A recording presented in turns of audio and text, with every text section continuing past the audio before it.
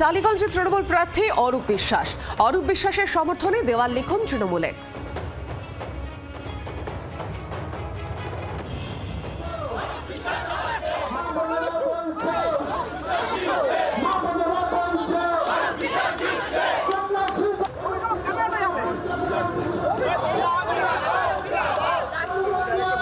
এই যে মানুষজন বলছে টালিগঞ্জের বিশ্বাস অরূপ বিশ্বাস, এর কি গত 4 বারের জয়ের জন্য এবার পঞ্চমবার?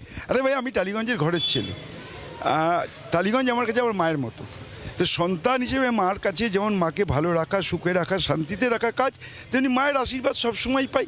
টালিগঞ্জের মানুষ সবসময় আশীর্বাদ করে। তৃণমূল কংগ্রেসের বিরুদ্ধে যে লাগাতার প্রচার, এসআইআর বলুন, দুর্নীতি বলুন, এই প্রচারগুলোর বিরুদ্ধে কিভাবে আপনি এবারের প্রচারে নেমে পাল্টা কিভাবে তার মোকাবিলা করবে?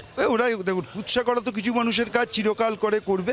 আমরা যে উন্নয়ন করেছি, উন্নয়নের কথা বলবো, মানুষ চোখে দেখবে, কানে শুনবে না, চোখে দেখবে যে উন্নয়নটা কি হয়েছে, কি ছিল আর কি হয়েছে 15 বছরে, কি করেছেন মমতা ব্যানার্জি। আগামী 5 বছরের লক্ষ্যমাত্রা কি? লক্ষ্য টালিগঞ্জকে মডেল বিধানসভা করা, এবং সবাই বলবে টালিগঞ্জ ইজ দি বেস্ট।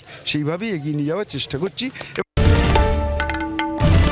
বাংলার আওয়াজ, বাঙালির আবেগ, জি 24 ঘন্টা।